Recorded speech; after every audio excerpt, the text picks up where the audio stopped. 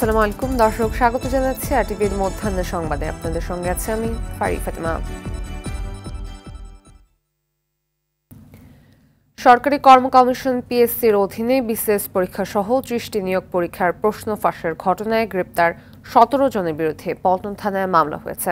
মঙ্গলবার মধ্যরাতে তাদের নামে পিএসসি আইনে মামলা করা হয়। আসামিদের আজ আদালতে হাজির করার কথা রয়েছে। এর আগে সোমবার রাতে রাজধানী সহ দেশের বিভিন্ন স্থান থেকে পিএসসির সাবেক গাড়ি চালক সৈয়দ আবেদ আলী, তার ছেলে ছাত্রলীগ নেতা সৈয়দ সোহানুর রহমান ও পিএসসির ২ উপপরিচালক সহ ১৭ জনকে গ্রেপ্তার করে সিআইডি। জড়িত অন্যদের গ্রেপ্তারে সাঁড়াশি অভিযান চলছে। যাদের বিরুদ্ধে জড়িত থাকার তথ্য পাওয়া যাবে তাদের কাউকে ছাড় দেওয়া হবে না বলে জানিয়েছে সিআইডি। তবে প্রশ্নপত্র ফাঁসের বিষয়ে নতুন করে কোনরূপ অভিযোগ উত্থাপনের অবকাশ নেই বলে দাবি করেছে পিএসসি। রাতে বিবৃতির মাধ্যমে নিজেদের বক্তব্য তুলে ধরে প্রতিষ্ঠানটি।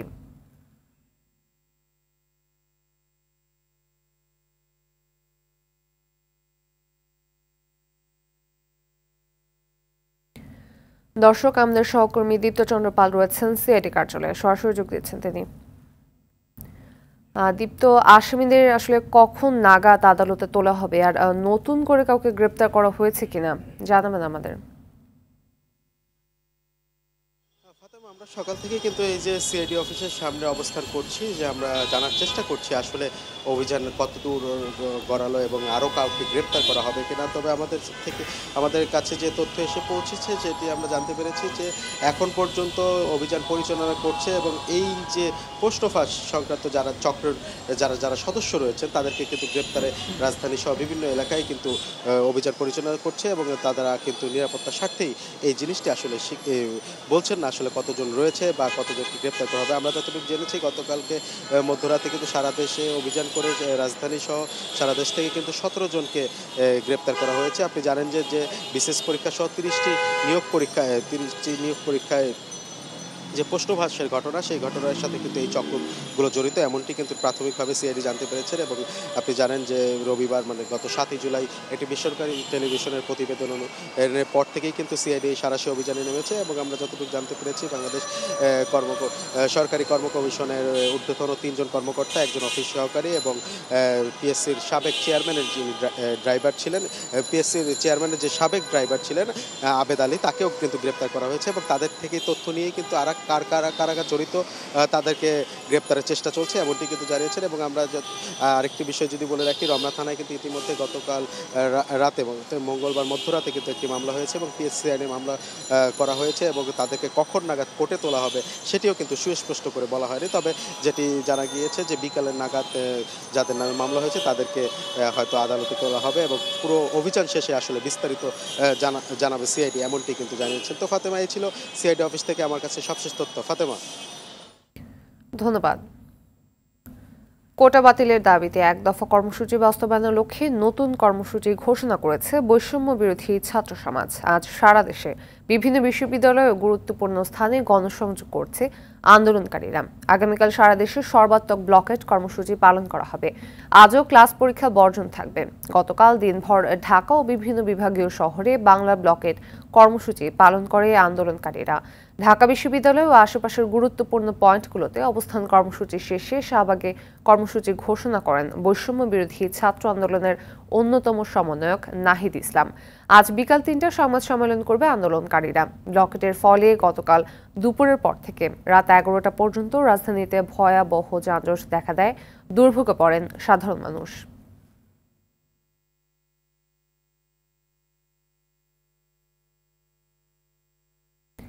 এদিকে প্রত্যয় পেনশন স্কিম বাতিল এবং স্বতন্ত্র বেতন স্কেলের দাবিতে আজও কর্মবিরতি পালন করছেন ঢাকা বিশ্ববিদ্যালয় সহ দেশের ৩৯টি পাবলিক বিশ্ববিদ্যালয়ের শিক্ষক, কর্মকর্তা, কর্মচারীরা। শ্রেণীকক্ষ, বিভাগীয় অফিসগুলোতে তালা ঝুলছে, ফলে সেখানে নেই শিক্ষক শিক্ষার্থী। ক্লাস ছেড়ে শিক্ষকেরা নিজেদের দাবির পক্ষে আন্দোলন করছেন। টানা ১ সপ্তাহ ধরে অচল হয়ে রয়েছে পাবলিক বিশ্ববিদ্যালয়গুলো, কিন্তু সংকট সমাধানে এখনও সরকারের কোনো উদ্যোগ দৃশ্যমান নয়। সর্বজনীন পেনশনের প্রত্যয় কর্মসূচিতে বিশ্ববিদ্যালয়ের শিক্ষকদের বাদ রেখে আগের মতোই পেনশন ব্যবস্থা চালু রাখা সহ ৩ দফা দাবিতে কর্মবিরতি পালন করা শিক্ষকদের অন্য দুটি দাবি হল সুপার গ্রেডে বিশ্ববিদ্যালয়ের শিক্ষকদের অন্তর্ভুক্তি এবং শিক্ষকদের জন্য স্বতন্ত্র বেতন কাঠামো। আমরা মনে করছি যে যে পেনশন স্কিমটা চাপিয়ে দেওয়া হয়েছে প্রত্যয় এটি পুরোটাই অযৌক্তিক। কারণ হচ্ছে নতুন একটা বিষয় বা নতুন একটা কর্মসূচি যদি চাপিয়ে দেওয়া হয় বা আরোপ করা হয়, তো সেক্ষেত্রে যারা স্টেক হোল্ডার তাদের সাথে অবশ্যই কথাবার্তা বলে তাদের সাথে বসে সিদ্ধান্ত নিয়ে কাজগুলো করতে হয়। আমরা আগে থেকেই আমাদের যে পেনশন স্কিম ছিল আমরা সেটাতেই বহাল থাকতে চাই। এই প্রত্যয় স্কিম আমরা মানি না। দর্শক, ঢাকা বিশ্ববিদ্যালয় ক্যাম্পাসে রয়েছেন সহকর্মী নাজিব ফরাজি, সহযোগ দিচ্ছেন তিনি। নাজিব, কোটা ও পেনশন ইস্যুতে ঢাকা বিশ্ববিদ্যালয়ের কি কর্মসূচি দেখছেন, আমাদের জানাবেন বিস্তারিত।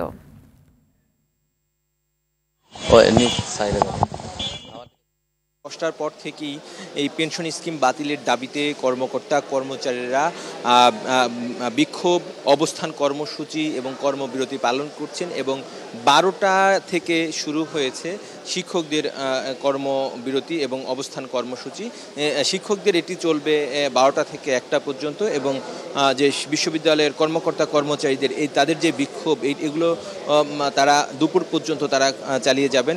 আমরা যেটি দেখছি যে কর্মকর্তা কর্মচারীদের যে বিশাল একটি মিছিল, তারা ঢাকা বিশ্ববিদ্যালয়ের বিভিন্ন স্থানে তারা যাচ্ছেন, প্রদক্ষিণ করছেন এবং বিশ্ববিদ্যালয়ের যে কর্মকর্তা কর্মচারী সবাইকে তাদের এই দাবির পক্ষে একমত পোষণ করছেন এবং তারা তাদেরকে নিয়ে রাজপথে তাদের অবস্থান জানান দিচ্ছেন। আর বিশ্ববিদ্যালয়ের শিক্ষকরা তারা কিন্তু আপনারা দেখতে পাচ্ছেন ইতিমধ্যেই তারা কিন্তু এই কলাভবনের নিচতলায় এসে অবস্থান করছেন এবং এখানে বিশ্ববিদ্যালয়ের শিক্ষক সমিতির সভাপতি, সাধারণ সম্পাদক এবং বিশ্ববিদ্যালয়ের প্রক্টর থেকে শুরু করে বিশ্ববিদ্যালয়ের সব শিক্ষক এখানে আসলে সবচেয়ে বড় বিষয় হচ্ছে অন্যান্য দাবির পক্ষে সাধারণত একটি দল বা একটি মতের শিক্ষকরা অংশ নিল, এই পেনশন স্কিম বাতিলের দাবিতে বিশ্ববিদ্যালয়ের সব দল, সব মতের, সব পক্ষের শিক্ষকরা ঐক্যবদ্ধভাবে আন্দোলন করছেন এবং তারা বলছেন যে এই অযৌক্তিক যেটি তাদের উপর চাপিয়ে দেওয়া হয়েছে সেটি অবশ্যই তাদেরকে বাতিল করতে হবে এবং তাদের আগের যে সুযোগ সুবিধা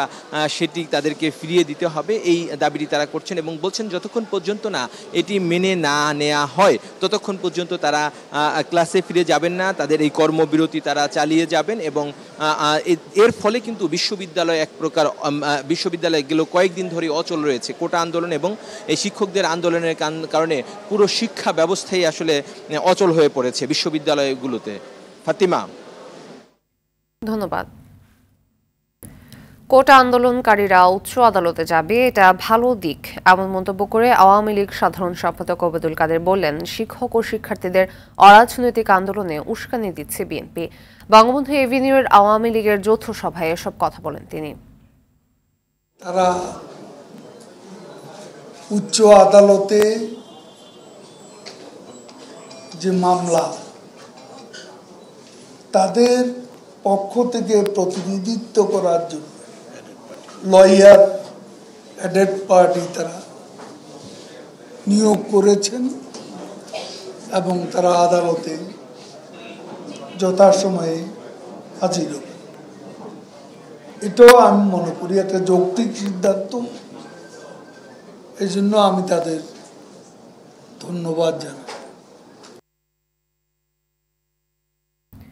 চীনা ব্যবসায়ীদের বাংলাদেশের বিনিয়োগের পাশাপাশি যৌথ ব্যবসা উদ্যোগ নেওয়ার আহ্বান জানিয়েছেন প্রধানমন্ত্রী শেখ হাসিনা। স্থানীয় সময় সকালে চীন সফরের প্রথম দিনে দেশটির রাজধানী বেইজিংয়ে বাংলাদেশ চীন ব্যবসায় ও বিনিয়োগ বিষয়ক সম্মেলনে যোগ দিয়ে এই আহ্বান জানান তিনি। এ সময় দুই দেশের বাণিজ্য ঘাটতি তুলে ধরে প্রধানমন্ত্রী বলেন, চীনের সঙ্গে রপ্তানি বাণিজ্য আরও বাড়াতে চায় Bangladesh. Your business operations and profitable. At the same time, being environmentally responsible and sustainable. China is our largest partner with trade volumes increasing year by year. We welcome Chinese investment in our export-oriented industries, which will help us diversify our export basket and reduce trade deficits. Business delegation নিয়ে আমি এসেছি, আপনারা কিন্তু এখানে আপনাদের partner খুঁজে নিতে পারেন। আমার মনে হয় সেটা সব থেকে ভালো হবে, একসাথে মানে প্রাইভেট সেক্টর আরও বেশি ইনভেস্টমেন্ট করতে। কাজে আমি যারা এসছেন তারা কিন্তু এই কাজটাই করবে, সেটা আমি চাই। সবাইকে ধন্যবাদ। উত্তরাঞ্চল সহ বিভিন্ন স্থানে নন্দনীর পানি কমছে, এতে বন্যা পরিস্থিতির কিছুটা উন্নতি হয়েছে। কুড়িগ্রামে ধীর গতিতে পানি কমায় এখনও ধরলা, দুধকুমার ও ব্রহ্মপুত্র নদের পানি বিপদসীমার ওপর দিয়ে প্রবাহিত হচ্ছে। গাইবান্ধায় পানিবন্দী আছে লাখের বেশি মানুষ। দুর্গত এলাকায় ছড়িয়ে পড়ছে ডায়রিয়া সহ পানিবাহিত নানা রোগবালাই। টাঙ্গাইলে যমুনার পানি কমলেও সার্বিক বন্যা পরিস্থিতি অপরিবর্তিত রয়েছে। এখনও জেলায় পানিবন্দী আছে প্রায় 40,000 মানুষ। সিরাজগঞ্জে বন্যা কবলিত অবস্থায় রয়েছে প্রায় 1 লাখ মানুষ। দুর্গত এলাকায় দেখা দিয়েছে খাবার ও বিশুদ্ধ পানি সংকট। জামালপুর ও লালমনিরহাটেও কমছে বন্যার পানি। নদীতে পানি কমায় সুনামগঞ্জে বন্যা পরিস্থিতির অনেকটাই উন্নতি হয়েছে। বন্যা পরিস্থিতির উন্নতি হয়েছে সিলেটেও। সিটি কর্পোরেশনের ওসমানী নগরে বানভাসী মানুষের মাঝে ত্রাণ বিতরণ করেছে সিটি মেয়র আনোয়ারুজ্জামান চৌধুরী। খাদ্য মাদ্য আনা যেতেছে না, আনার খুব সংকট। কোনো আনের নৌকা টোকা নাই, যাওয়া যেতেছে না। আমরা খাওয়া দাওয়ার কষ্ট, আমরা ভেঙে চিরাইছি, আঙ্গুর থাকারও আথা না গেছে গা। এইখানে তো পানিগুলা কমেরও না, বাড়াইবার কোনো ফতই নাই। পানিও কমতেছে না এবং বন্যা আছে, আরো পানি পোষা পানিতে আমাদের চলতে খুব কষ্ট হইতেছে। আমরা চলাচল করতে পারি না, শরীরে খাদ্য হয়, ঘরতে বাইরে হইতে পারি না, বাচ্চা কাচ্চা স্কুলে যাইতে পারে না। আমাদের এখানে কষ্টকর হয়ে দাঁড়াইছে। আমরা এই সার্বিক পরিস্থিতি নিয়ে অত্যন্ত কষ্টে আছি। দর্শক, বন্যা পরিস্থিতি জানাতে সিরাজগঞ্জ থেকে সরাসরি যোগ দিচ্ছেন সহকর্মী সাজুরুল ইসলাম সঞ্চয়। সিরাজগঞ্জে বন্যা পরিস্থিতির স্বাভাবিক পরিস্থিতির কি দেখছেন? এছাড়া জানাবেন যে দুর্গতরা আসলে প্রয়োজনীয় সহায়তা পাচ্ছে কিনা।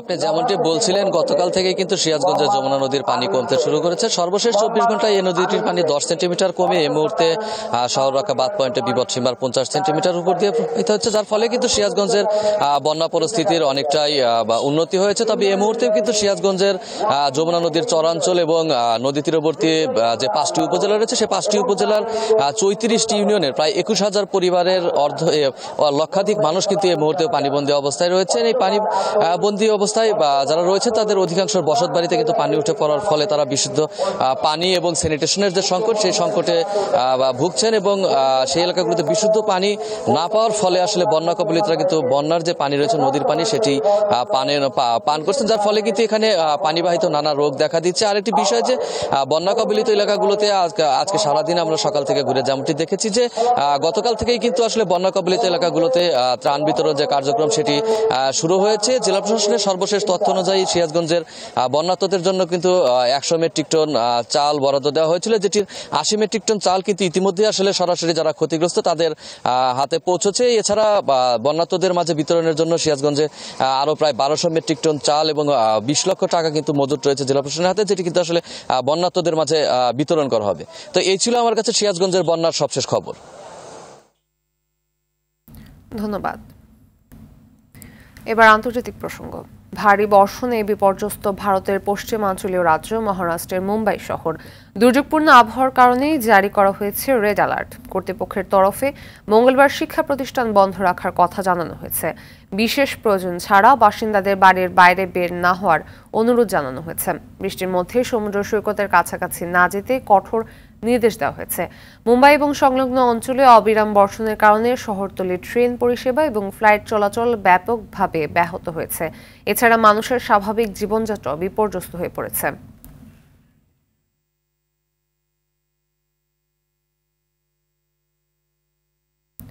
খেলার খবর। ফুটবল কোপা আমেরিকার হাই ভোল্টেজ সেমিফাইনালে আগামীকাল কানাডার বিপক্ষে মাঠে নামবে ডিফেন্ডিং চ্যাম্পিয়ন আর্জেন্টিনা। যুক্তরাষ্ট্রের মেটলাইফ স্টেডিয়ামে ম্যাচটি শুরু হবে বাংলাদেশ সময় বুধবার সকাল 6টায়। গুরুত্বপূর্ণ এই ম্যাচে জয় নিয়ে শিরোপা ধরে রাখার মিশনে এগাতে চায় আর্জেন্টিনা। তাই একাদশে আসতে পারে বেশ কিছু পরিবর্তন। দলের সফল অধিনায়ক লিওনেল মেসির সাথে মূল একাদশে দেখা যেতে পারে বিশ্বকাপ জয়ী তারকা ডি মারিয়াকে। এছাড়াও কানাডার কৌশলের উপর পরিবর্তন আসতে পারে রক্ষণভাগেও। এদিকে আর্জেন্টিনার বিপক্ষে নিজেদের সেরা খেলাটা উপহার দিতে চায় কানাডা। প্রথমবার কোপায় অংশ নিয়ে ইতিহাস গড়া দ্য কানুকস শিরোপায় চোখ রেখে সেমিফাইনালে লড়তে চায় আলবিসেলেস্তেদের বিপক্ষে।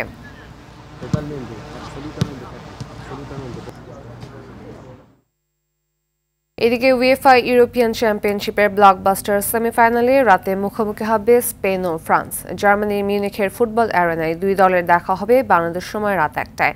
দারুণ ছন্দে থাকা স্প্যানিশরা জয় নিয়ে পঞ্চমবারের মতো ফাইনালে উঠতে মুখিয়ে রয়েছে। তবে দলের গুরুত্বপূর্ণ মিডফিল্ডার পেদ্রি চোটে ইউরো থেকে বিদায় নেয় তরুণদের উপর ভরসা রাখতে চান স্প্যানিশ কোচ লা ফুয়েন্তে। এদিকে ইউরোর এবারের আসরে এখনও নিজেদের সেরা খেলাটা উপহার দিতে পারেনি ফ্রান্স, তাই সেরা 4-এ লড়ে সেটা দিয়েই চতুর্থবারের মতো ফাইনালে পা রাখতে চায় দেশমের বাহিনী।